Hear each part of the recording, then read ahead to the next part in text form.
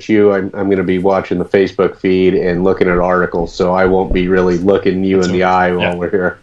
Good evening, everyone. My name is Christian Karasevich, and you are watching this week's episode of Social Chatter, your weekly social media marketing talk show.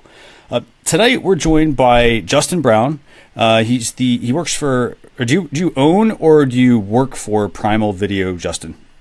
I'm a co-director. There's two of us that own it, but yeah, it's our company. So co-director of Primal Video, and I'm just going to say a quick hello, but then we're going to bring on Nick. Nick's going to introduce Justin here to us.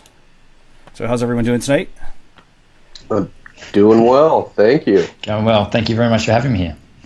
You're very welcome. So am I on now, Christian? I'm looking. You guys, I have to apologize to our audience beforehand. I don't get to see everything that's happening in real time because I am watching the Facebook feed to see who's watching and if there are any comments and questions. So I'm always a little bit delayed in what I'm seeing. So Nick, you should be up now, actually, on Facebook. Excellent. Let's see. There you go. Excellent. All right. So with us tonight is Justin Brown of Primal Video. I was just getting a chance to chat with Justin ahead of the show tonight and catching up with him. And he has been in video production for most of his professional life and has worked in quite a wide-ranging area and is now working on helping entrepreneurs, small business people, many of the same people who are in our audience on a regular basis, to get comfortable with video. And it is my understanding, Justin, is that that's live video as well as recorded video and using video to as a lead generation tool. Is that right? Yes, yeah, perfect. That's it. It's not just limited to video; it's live video and all the sort of flow on beyond video, and making sure that your videos are getting seen. There's no point in going live or having a video if you don't have anyone there to watch it. So that's what we do at Primal Video. Excellent. We're happy to have you with us tonight. And where are you located at the moment? I'm on the Sunshine Coast in Queensland, Australia. So other side of the world. Other side of the world. But what we found out is that our show is really good for those in Australia because is it morning time? What time is it for you right now? Yeah, it's Friday. It's 11 a.m. So it's 11 a.m. It's a good time. It's actually a good time for somebody to be on our show. And speaking of Australian, we've got Lisa Monks and Joe Wilson over in the comments. It looks like she just down the track from me. Okay, so do you and Lisa Monks know each other? No, not yet. No, not yet. Okay, but she says you're just down the track from her, and it looks like Melissa G is also visiting, as well as our friend Barb Tomlin, our friends Barb Tomlin and Mitch Jackson. With that, and we have somebody else, communication coach Alex Leone is here as well. Thank you, everyone, for joining us tonight. Let's pop into our topics. So which one do you want to start with, Nick? Actually, we have quite a few topics to talk about tonight. We've got Pinterest, we've got Instagram, we've got Facebook, we've got Snapchat. What do you want to do? I think we'll start with Pinterest, knock that out, because we've been, actually these four, 4 to 5 have been kind of dominating the news of our show in the last couple of weeks. So let's go with Pinterest because they're doing some exciting things right now. And we've got two items for Pinterest tonight, one of which is some new metrics, easy access to meaningful metrics. They're reviewing, and this article comes from their blog post from May 18th, so just about a week ago. Reviewing a few simple metrics can help you see how engaged pinners are with your content, so you can build on your success starting May 18th. They were rolling out a new feature that makes it easier for you to access these valuable metrics right on your pins. Now when you visit Pinterest for your business profile, you'll find new stats icon on each of your pins. This gives you, and only you, a preview of that pin's total engagements. So some of Clicking on the stats icon will reveal more info, including how many times your pin has appeared on Pinterest and the number of close-ups, clicks, and saves that it got. Those are the items that they're covering. So the number of close-ups that your pin received, and I'm imagining that that's tracked by how many times somebody zooms in on the pin. Not a regular Pinterest user myself. How many clicks and how many saves of your pin. And my understanding, though, is that unlike other social media platforms where, it sort of falls to the bottom of the stack, and your pin on Pinterest can continue to get activity for quite a long time. Justin, what are your thoughts on this? So you think this is a good move for Pinterest? Well, I think I'm a big fan of analytics and data. So I think the more you can track your return on investment, whether your investment's just time or whether it's your full social media strategy, I think that's a huge thing.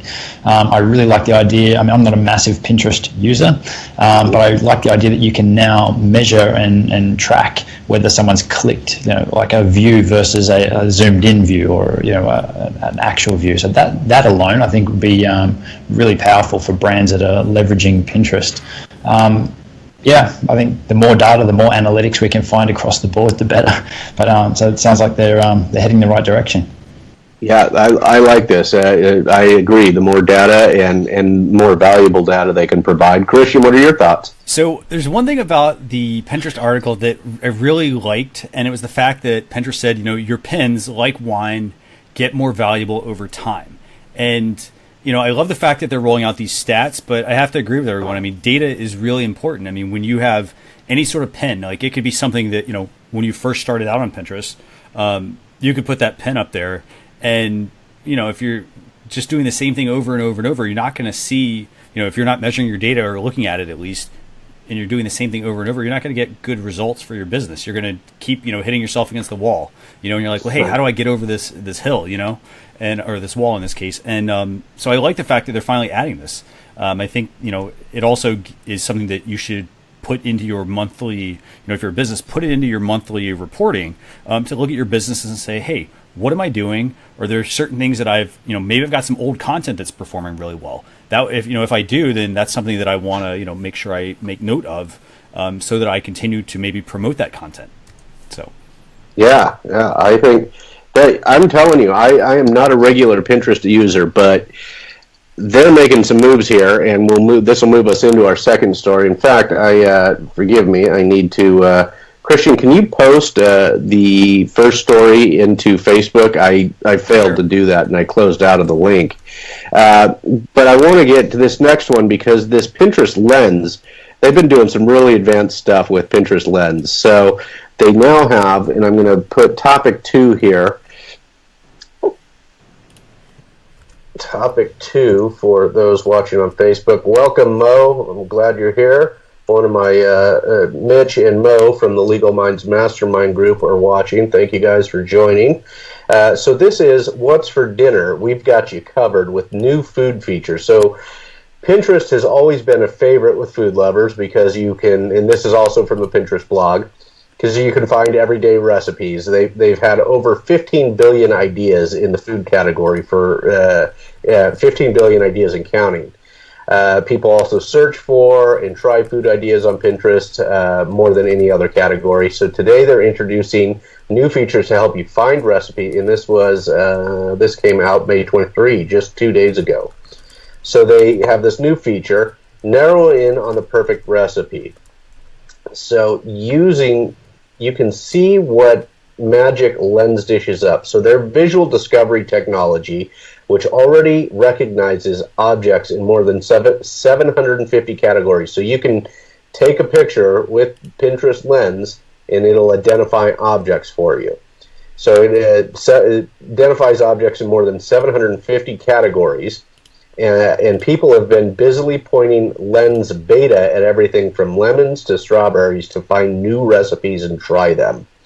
So now they're rolling out a way for you to lens an entire dish and get recipes to recreate the meal. So the next time you want to copycat the waffles at your favorite spot, you lens them using the Pinterest lens to see what ideas turn up. So you take an image of this or a lens of this, and they'll deliver you a bunch of pins as potential recipes. What do you see? What do you think of this, Justin? I think it's just another cool addition. I guess Samsung's released a few different things with their Bigsby that seem pretty similar, like where it's analyzing your camera to really give you different level of information from a different search medium instead of having to type something in using your camera. So I think as someone who probably doesn't spend a great deal of time in the kitchen or cooking, I think it's a cool addition. It'd be interesting to see how it stacks up over time and see how many users jump on board or the traction that they're getting with it. But yeah, I'm all for it. I guess it's going to change that space a bit if you can just take, bring a different element to the search. I think it's a cool idea, but interesting to see how it stacks up. Yeah, I'm really just more interested in this for the toy aspect of it. I think that it's very cool. I do some cooking, but I don't get a lot of it on Pinterest. But because they now have this toy available to me, I may be changing that up. Christian, what are you thinking? So, I love the fact that I love the way that this thing works because you can scan food. And it will give you, the other thing is, I don't know if you mentioned this, but they partnered with, Epicurious, Martha Stewart, Food Network as well to bring up recipes. But to not just say, hey, here's a recipe, they also are going to tie in the whole user ratings and reviews aspect of that, and also to give you photos. So I love the fact that, you can scan something and bring up content based on what it is that you have there. Now, this is where, I go back to Snapchat spectacles, and I'm kind of detour a little bit here, but I love the fact that spectacles, for instance, everybody. I don't think people really get the potential that's there. But now that you're starting to see Lens tap into being able to open Lens and scan something and bring up content, that's where I think Snapchat is going to be ahead of the curve as well. I think this is actually going to push the other networks to get into this. And one of our audience members mentions this, Christian, and audience member and former guest Chelsea Pites mentions that, and she also mentions that she's a huge fan of Justin. Huge fan of Justin. Says the best YouTube videos on videos. Thank you very much. Yeah, and if you don't know Chelsea, Justin, I recommend you get to know her. She's pretty awesome. And she mentions that Snapchat just published their patent on AR for this same kind of thing that Pinterest is doing.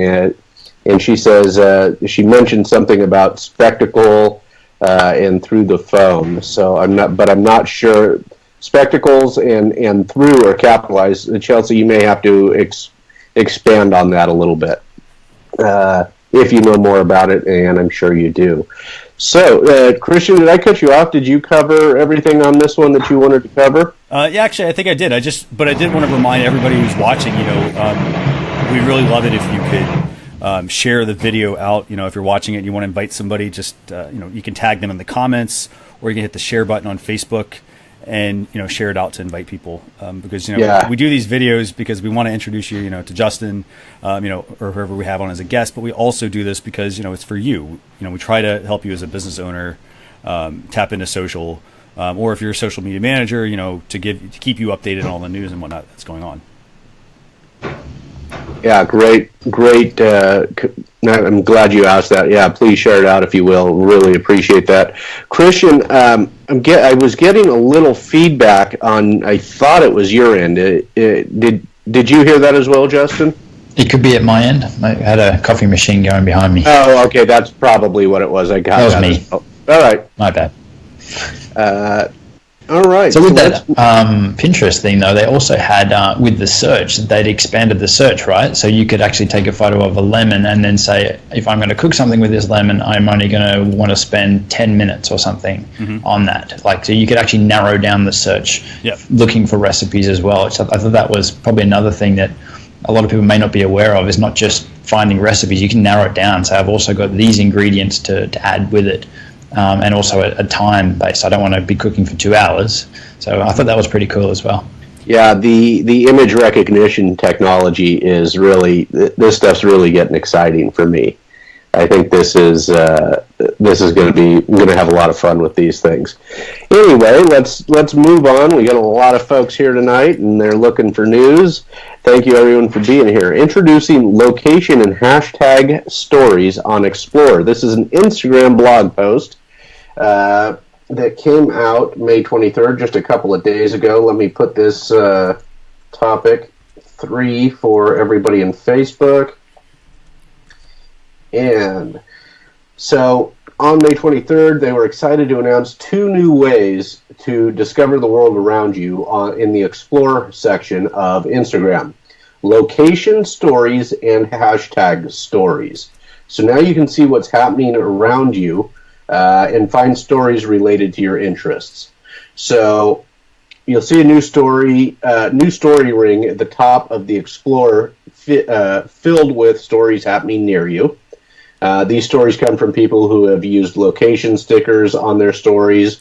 You can also search for any location around the world, and you'll see a story ring for that place at the top of the location page. So that's cool. You can look for those stories happening near you or for stories anywhere around the world.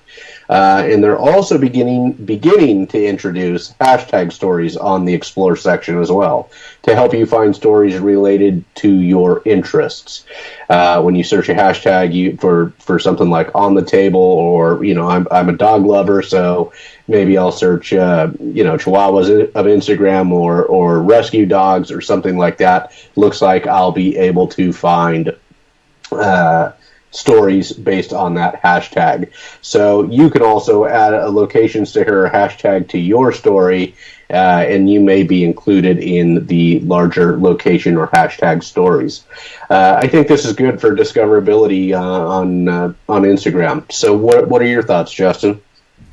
So far, I actually stumbled upon this by accident. I just used the geo tag or the location tag on one of my Instagram stories the other day, and instead of I've only got a relatively small audience on Instagram. Our main audience is YouTube, so I normally get maybe at 100 views on a story post. Okay. Whereas I had one that had 3,000. I'm like, wow, what's happened to this one? And it was purely based on I'd tagged the local area, so the Sunshine Coast where I live.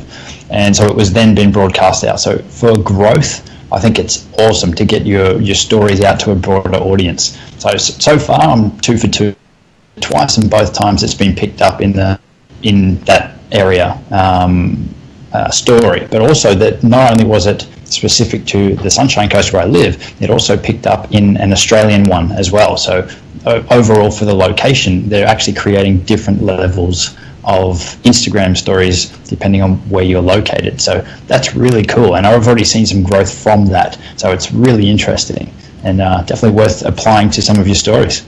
Yeah, very cool. And Eddie Garrison, who's visiting tonight, says he's used this new IG feature, Instagram feature. It's a cool feature, especially if you're traveling and you want to see what's happening around the area. And that's one of those things where you can now, if you're traveling, you can actually be introduced to items that or events that you may not have known about in that particular area, which is, I think, very cool. Christian, what are your thoughts? I like the fact that they are, from a location standpoint, I mean, again, it's all about connecting people. And so, by encouraging people to, share their, to share their location and whatnot, I mean, it's opening them up to events, but it's also opening them up to new people, which, I really like that part. As far as the hashtag piece as well, so the hashtag stories as well, the part that I like about that is that people can choose to have their story appear in that whole explore section on Instagram, or they can choose not to. So I like the fact that they're giving people the option to have their items show up there. Now, if it were me personally, I'd make sure that I was sharing my location, unless I'm going on like a vacation for a long time and that sort of thing, and I don't want to broadcast my location in that sense. Right. But with that as well, you get to choose what your location says. You don't have to put out like your street address. You could pick a city or a state So I guess from that determines which one of the stories you're going to be involved with. Yeah, and Chelsea also added in here. Well, first of all, Mia Voss, former guest as well, says this is right up her alley because she does travel blogging. And Chelsea says she's excited on the local hashtags and thinks Snapchat needs it ASAP, although she used the term stat. Now, wasn't Snapchat working on something like this at one point?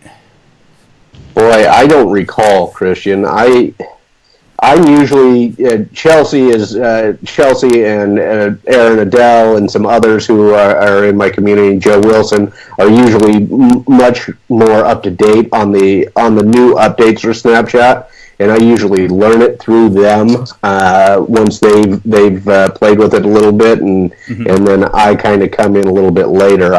You know me, I'm with the tools. I'm always just a little bit behind the times on the tools, so I can't answer that.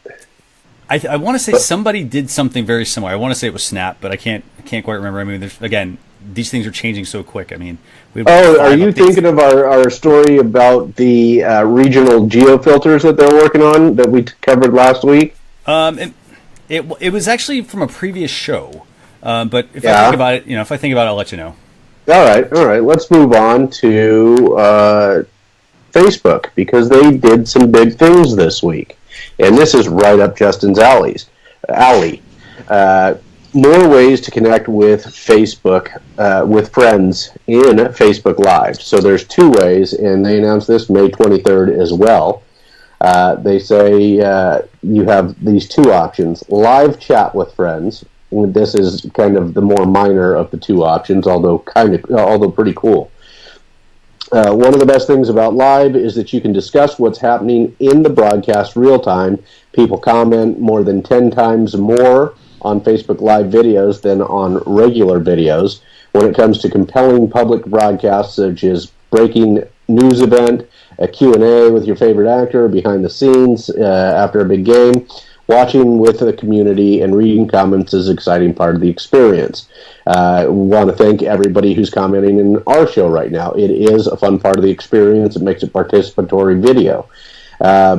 They know sometimes people want the option to interact with only their friends during a public live broadcast. So they're rolling out live chat with friends, which I think this is cool because I've seen in some big sort of breaking news sort of items, or if it's a political event, I've seen what other people are writing. I don't want to talk with those other people because some of it can be really trollish. So I like this. You can then take the live chat, lets you and your friends go into a private chat with friends about the publicly live which I think this is cool. And let's start with that one, Justin, before we go into the next item that we had discussed before the show. What are your thoughts on this? Well, I think this is an awesome addition. I think it's another nail in the coffin for traditional broadcast as well. I mean, even an example, they're watching sport and being able to comment and talk with your friends or family. Like, that's awesome, because there's no way that you could actually do that. I mean, Twitter's probably the closest thing to that at the moment, where you're all tweeting on the same or chatting on the same hashtag. But this brings the whole real-time element to it, and you're talking direct with your friends and family or whoever. I think it's awesome. I'm really excited to see what comes next, because this is something that I wouldn't have even thought of. And but when you see it, it's like, wow, that's actually really, really useful. But even on the corporate side as well, if you're doing live training on Facebook Live, then you can break apart into different groups and, what did he say about this thing again? Or you can just really take them to the next level. So I think it's an awesome addition. I do too. Christian, what are your thoughts? So here's the thing. Whenever, for instance, we're doing these Facebook Lives, and I know a lot of times, Nick, you and I, we chat over Messenger. And, right. And we did that because, hey, like, how do you have a conversation and watch the video? So I like the fact that, that Facebook is introducing this from a training perspective, as Justin mentioned. I think that if I'm in a training and maybe I don't feel comfortable, for instance, asking a question to the entire group because, hey, maybe it's a question I feel like, oh, that might be a silly question. I now can have that conversation with the person who is conducting the live video and not feel, sheepish about like asking that question and having it, immortalized on Facebook, for everybody to see. So I love this edition. I actually think this is a very, like, even though it sounds like, oh, like, who's going to chat with their, friends and whatnot while this is going on, I like the fact that they are rolling this out, because it's going to, I think, further encourage people to, join discussions while while their live video is going on, instead of like having to make notes or whatever, and try to find, a convenient way to communicate with somebody. Right. Yeah, I think this is great, and it goes hand in hand with this next option, which is live with. So last year they started rolling out the ability for public figures to go live with a guest. Early things that I saw of that I didn't think were particularly good. What I saw today is much better. So what you can do now, you can share the screen with a friend, and this makes the going live experience much more interactive. So we've got 3 people. We're using a third party. We've got 3 people on this show right now. We're using a third party application or third party system to do that. What we can do right now with Facebook, and our friend Mitch Jackson and I tried it out today. Tried it out this afternoon, although I have audio issues on my phone. What you can do is to invite a friend to join you in live video. You simply select a guest from the live viewers section, or tap a comment from the viewer you want to invite. Your viewer can then choose whether or not to join your broadcast. You can go live with a guest in both portrait mode for a picture-in-picture experience, and landscape mode for a side-by-side experience. For a full tutorial, click below. A side note to this is that you had sent me these topics before Mitch and I tried this today, and so because we screwed it up, Mitch now knows that I had not read these topics before we tried that out, or else this answer we would have had before we went live vertically. By the way, I've got the instructions pulled up also for everybody who wants to, to basically see how easy this is to do. Yeah, so the go, if you want to bring somebody in, you've got to go live horizontally. What are your thoughts on this, Justin? This is a big move. I think this is a huge move. I guess this is, the biggest benefit with this is when you actually bring someone into your live stream, a notification goes out at their end as well. So if you're doing an interview with someone, you have direct access to all their fans or followers. They're live. So it comes up and says, Justin is live on such and such a broadcast now. So it's as if I'm live on my own broadcast. And so you get the direct benefit or cross-pollination of the different audiences, which is huge. There's no other platform that lets you bring in someone else and get direct access to their audience. So I think it's a massive move. And I think that's the edge. I mean, so like the conversation we've got here now, it's not through Facebook. So there's not that direct cross-pollination of our 2 audiences. Right. So I guess that's huge, because it's something that the others can't, like Be Live TV or using Skype and Zoom or whatever, or even Wirecast. You can't get that. So I think this is going to pull people back to the mobile application and be, a massive feature. Yeah, this is great. Christian, what are your thoughts? I'm glad that they're adding this. I will say, I mean, I it's kind of a toss-up. I mean, the way that we conduct this show is, we've got a lot of visuals that we add in lower thirds, graphics, logos, that sort of thing. Facebook has not added that type of thing in, so I'm going to stick with Wirecast for now. But this is, if I'm going to conduct, like, for instance, maybe like different types of live videos, for instance, ones where it might be myself and maybe I'll invite somebody on to discuss something, I'll probably bounce back and forth between the two, really depending on the application that I'm using it, for. That's right. And I think, there was a previous couple of previous platforms that Christian and I have used where shows like this were started and that have then disappeared, that allowed for 3 and 4 people, and I think that is something I'm hoping that Facebook will do, because it will make life easier for a lot of people. Other people are currently using Blue Jeans, Wirecast. Zoom does have an ability as well, as I understand it. But this is a step in the right direction. And really, I'm surprised that it took so long now. Justin, I think you had told us that you have had this ability for quite some time in Australia. Is that right? Yeah, I'm not sure if they just restricted it from US citizens, but somehow we managed to get this feature when they did the first rollout, which is quite a while ago now, and that was even on Android, which was a bit strange. So they then pulled the feature. At that point, it was picture-in-picture or vertical only, whereas now we've got the 50-50 screen split. So I'm not sure how or why. I'm by no means a verified Facebook user, but somehow we got the feature and we were able to have a play around. So yeah, I think it's an awesome addition, but I guess the part that's different, I mean, I'm a big Wirecast fan and I do like corporate and professional live streams. I guess the difference here is that this makes it a portable interview setup or a portable live setup that you can just use it from your phone. You don't need to worry about doing a screen share in Wirecast or using BeLive TV or those sorts of things. You can do it from your phone and you can do it from anywhere. So I guess that's probably the biggest hook that it has at the moment. I agree. And Joanne Kroll, who actually is the one who I have to give credit to for making me aware of the horizontal entry, Christian, even though you had told me about it 2 days previous to that, or sent me the link. She's the one who informed me. I'm a little slow on to pick these things up, but she says her thoughts are that they would be foolish not to do the 4-person streams or multiple persons, more than 2. I kind of think it would be foolish as well. What are your thoughts? I think they have to do that. I mean, it's, for anybody who looks at like live video, every single person that I know of, they go back to, Google Hangouts. They go back to, having the bar along the bottom and having it where it turns on for certain people when they're talking and off for certain people. Blue Jeans, I think that's the way that app works as well. Or at least it had that functionality, so I think they have to add that back in, or at least have to add it into Facebook Live. I think it'll make the most sense. Are you thinking the same thing on that, Justin?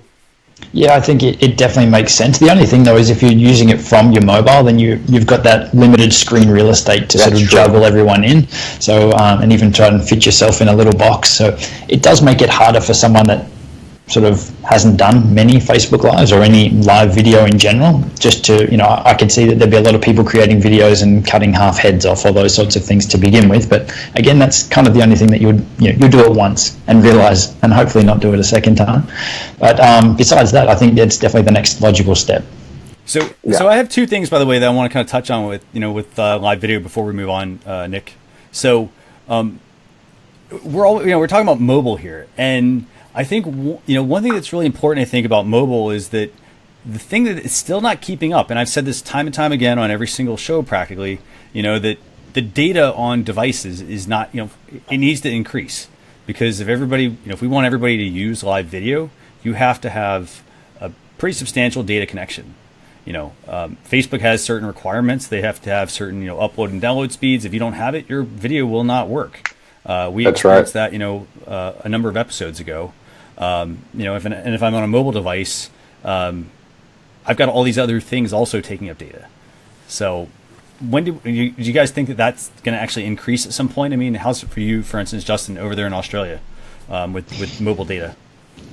So I guess in most cases in Australia, the mobile data is much faster than what we would actually find in a lot of cases. I'm pretty lucky at the moment in a couple of different places I work at. We've got really good internet or really good Wi-Fi, but I guess it'll come down to putting your phone into do not disturb mode, so you're not going to have the phone calls coming in to kick you off, that you can sort of limit access to other things that are going to be chewing up your data. So I guess there'll be an opening for apps like that to restrict data usage so that you've got enough there for your live. But I also think the most important thing before any live broadcast is to run a speed test to make sure that you've got enough. And if you don't have enough, then either don't do it or tell your viewers that they can expect that maybe something will happen because you're in a spot that doesn't have great internet, or it's something then, if you've got good internet, that it's peace of mind. You don't then have to worry about it while you're live. It's something else that you can not think about and just focus on the content. So I think there's ways around it, but it does really depend on where you are. But I guess if you can put that step in your process first and run a speed test and know what you're dealing with before you go live, then that could remove some of that.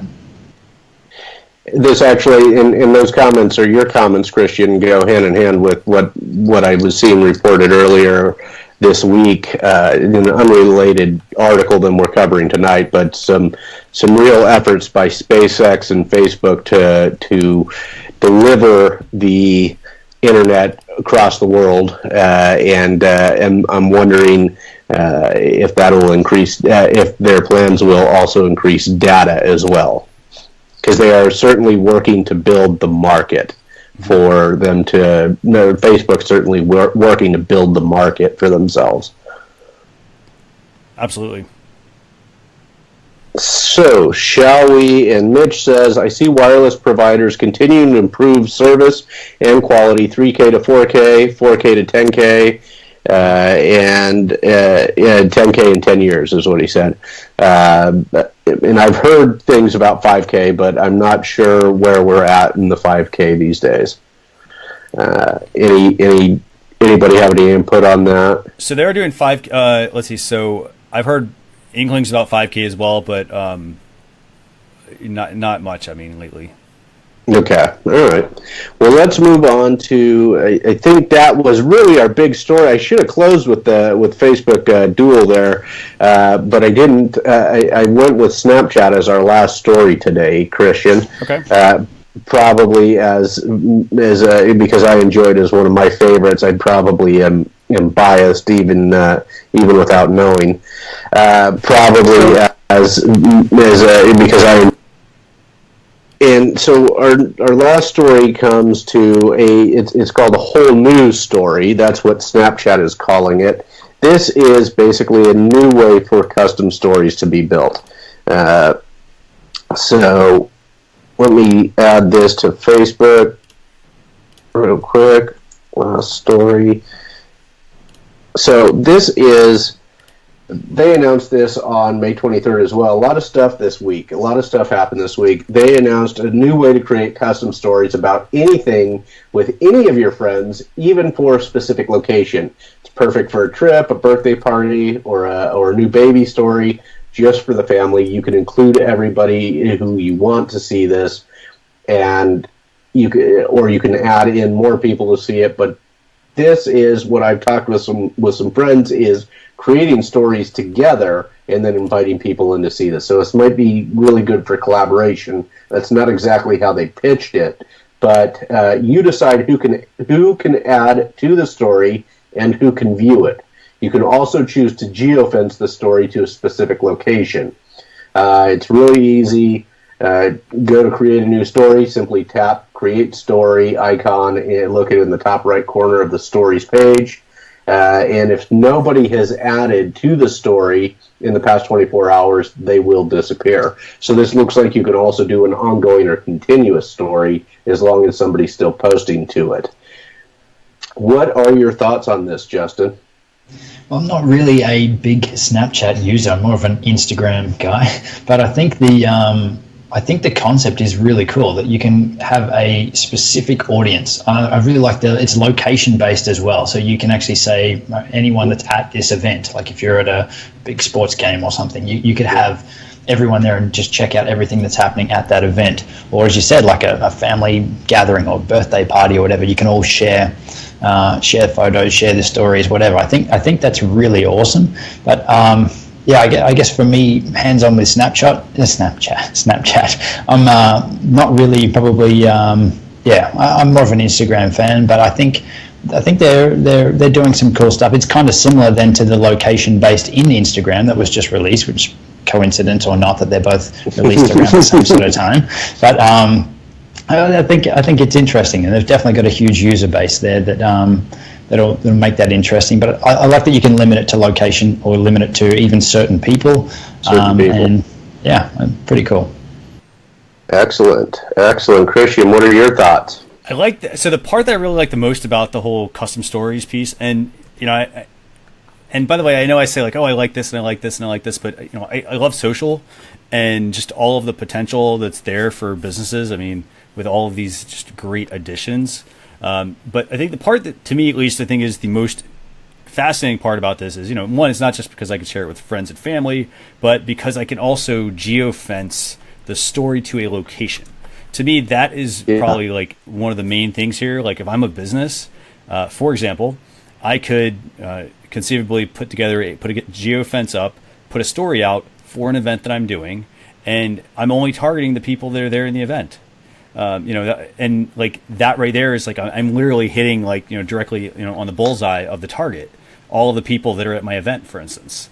Yep. Well, I love the fact that you go outside the event. You want people there at the event to be talking you up and whatnot, so you're able to get, I think, your information, in this case, your story, directly out to the audience that's there, to get them to be more participatory.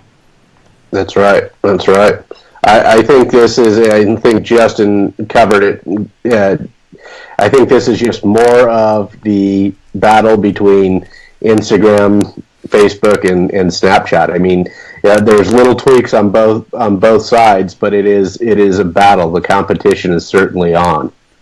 And so I guess where I could see this working pretty well is, as you've touched on there, really location based. So if you're a shop or you've got a storefront, that people will only see your snaps or your special news deals or whatever that's within that time frame if they're in that location. So that's pretty powerful.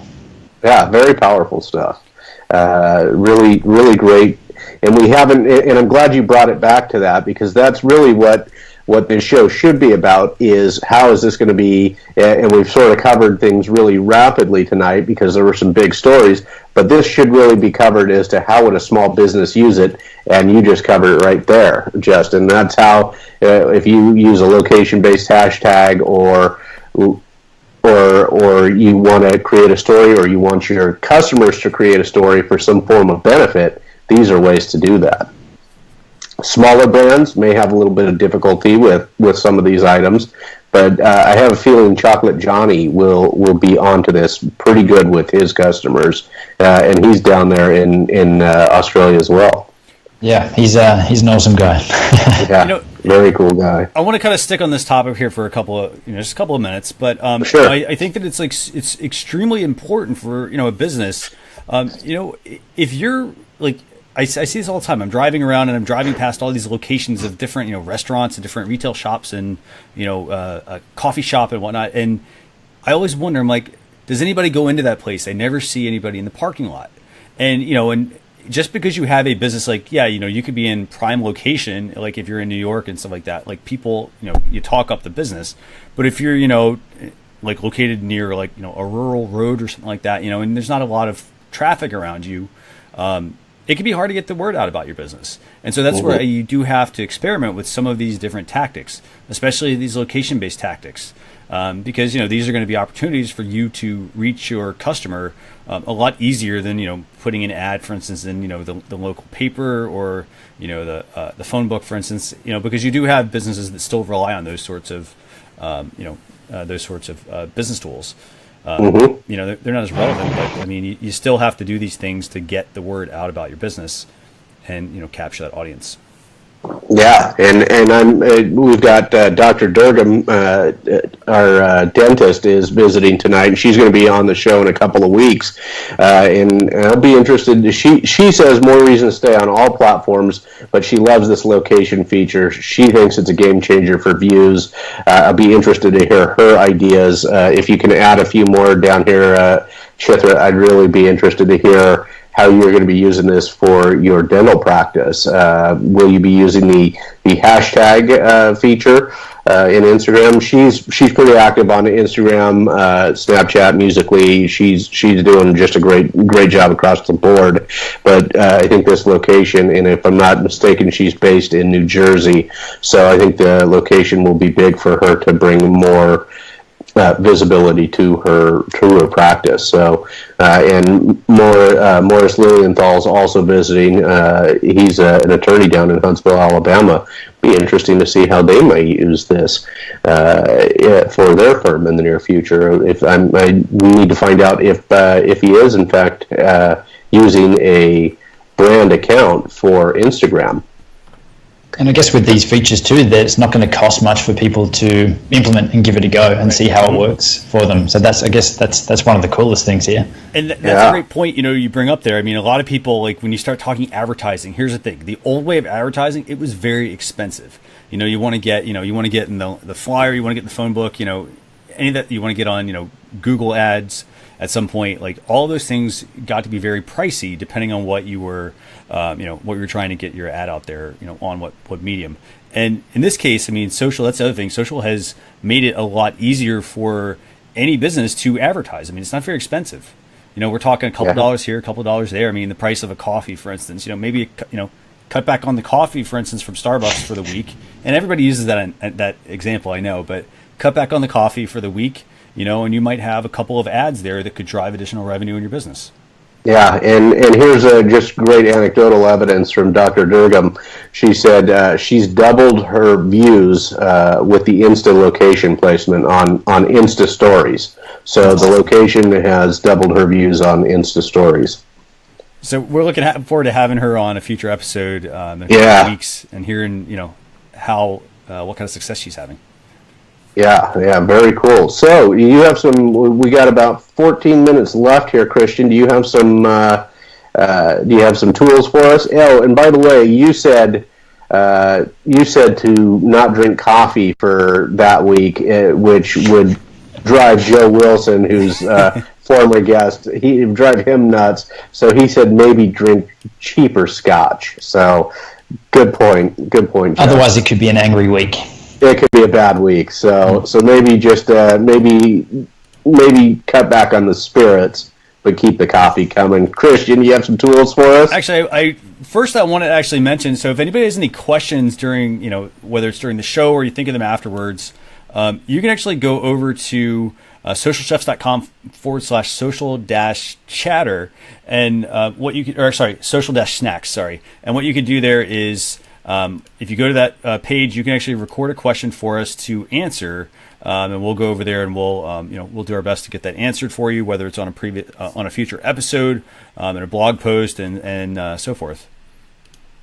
Excellent. And what have we got for tools tonight? Okay, let's talk tools. So first tool is Video Teleprompter, and I'm actually interested in hearing from Justin on this one once let's kind of give everybody an idea of what this is about. But Video Teleprompter, one of the biggest challenges of recording any sort of video on your mobile device is maybe you don't have maybe you don't have time to memorize the script. Maybe you're just not good at memorizing and, just being more natural on camera.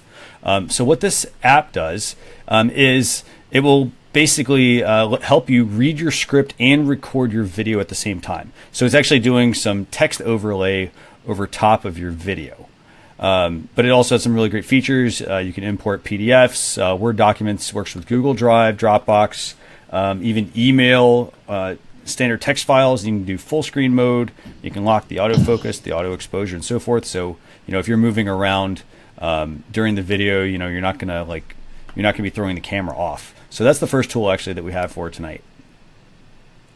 Very cool. And one of our former guests and friend, Chris Bear, says that it is a great app. Only problem with Video Teleprompter is that you have to use the front-facing camera, which is lower quality than the forward camera. But he says it's a great app. And that's actually a really good point. I mean, that's the unfortunate side of things. I mean, with your mobile device, you don't have the ability to, if I want to pull up, if I have to use the front-facing camera, I have to then have some sort of apparatus, I guess, that attaches to my phone to be able to have a script, almost like I need two phones maybe or something, or a phone and an iPad. But Justin, do you have any recommendations for everybody watching? So I've used apps like this, and they actually work really, really well. But there's a couple of tips to using them. You want to make sure that you're only reading the first line. The further away your eyes drift from that front-facing camera, then your viewers will know that you're reading. So The whole point of using a teleprompter is to not let people know that you're using a teleprompter. Mm-hmm. So you can do that. Then instead of having your script written out word for word, you could use dot points. So point number 1 is this, then we'll move on to point number 2. Mm-hmm. So the apps work really, really well, but the moment that you start to read text that's further away from the camera, then it can be pretty obvious that that's what you're doing, in which case then the authenticity and the realism of the video kind of goes out the window a little bit. But yeah, I think they're awesome. I was really blown away because typically with like a teleprompter, you're looking directly at the camera lens when you're reading, whereas there's that little bit of difference. But I think it works so well because the front-facing cameras are typically wide angle, so you're not going to notice that the eye line is slightly off. But I think they work really well, and this one is actually a good one. There's a lot of them out there. This one lets you lock down the manual exposure and focus so that it's not going to change while you're filming. So, that's sort of one of our tips to filming is lock down the settings, take the control back, don't leave everything on auto. And this app lets you do that. So I was pretty blown away with this app. I thought it was, works really well. But the further away you read, the more obvious it is that you're reading. Those are excellent points. And by the way, for those of you who are using an iPhone, if you do want to lock down your, your focus on screen, you can just press and hold on your screen. It'll pull up a box. If you keep pressing and holding, it'll flash, and then it'll lock the autofocus so that you can move your phone around and you'll still be in focus for that spot. So keep that in mind as well when you're shooting video. Very good, very good. What's our last tool for the evening? So the last tool for the evening is called Office Lens, and this is a Microsoft product. And so here's the thing: like when you take, yes, it does, receipt scanning and business card scanning and document scanning, but it also will let you scan something, but then you can also frame it properly, so like you don't have this off kilter look. Of a receipt, for instance, because you're holding your phone a different way. But the part that I think I also like about this a lot is just this whole whiteboard scanning for meetings and classrooms and whatnot. Anybody who's been at any sort of presentation, and you're sitting there trying to record somebody's PowerPoint or take a photo, it's really hard to read. A lot of times you either end up blowing out all of the items around it to where the one item in the middle is really dark, but you still have to make some adjustments, or you can't see it at all because there's too much light in the room. So with this, it'll let you take some of those photos, and then you can quickly go in and make the adjustments. And this is actually a free app for Microsoft. Cool. Justin, do you have any suggestions on any other suggestions or recommendations for the audience on this one? So there's a few apps that are doing similar things to this, but this one, I think that whiteboard feature, as you pointed out, is the clear standout with this. Being a free app, it's obviously it helps. So the Google Drive Scan app as well does a really good job at sort of making your images look better. But what it doesn't do that this one does is the OCR, so the character recognition. So if you take a photo and say that this is actually a document, it'll let you then open it up as a Word document and make changes to it.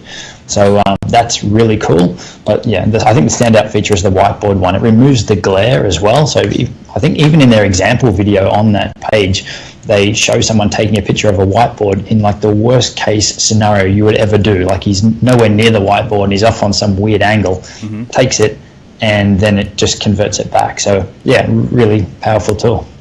Very awesome. Yeah, very good. So, Justin, before we wrap up for the night, can you tell us where people can find you if they want to keep in touch or they want to reach out to you? Where do they find you? If you head over to primalvideo.com, that's where that's sort of our hub. Or if you want to shortcut that a little bit, our YouTube channel is where all our videos are released. So it's youtube.com/primalvideo. .com. Post this youtube.com/primal video. All right, and Christian, do you have anything to wrap up the show for us tonight? We're gonna wrap up a couple of minutes early. That was pretty good on some big stories. Yeah, just a couple of quick announcements actually for everyone. So for those of you who want to tune in to next week's show, again, 9:00 p.m. Eastern Standard Time, facebook.com/social chefs. And then also, if you want to get on our email newsletter, what we do is we send out a blog recap. So everything we talked about tonight, along with links to Justin's accounts and whatnot, we put that out there as well for you. Simply go to socialchefs.com/subscribe. And then lastly, just a quick note, if you want to connect with us, you got questions about anything, we're at Social Chefs on all of our channels. So with that, I'm going to just bring everybody back up real quick, and we can just say a quick have a good evening, everyone. A good weekend, actually. Justin, it's been a pleasure having you on this week's show. Thanks a lot. Real pleasure. Yeah, thank you. Thank you very much for having me on. It was good fun. And you shared some really invaluable tips, I think. So, I really appreciate that. Oh, thank you. No, it was, have a good weekend, everyone. Thanks a lot. Thanks again. Have a good one. You too. Yeah. Thanks, everyone. Bye.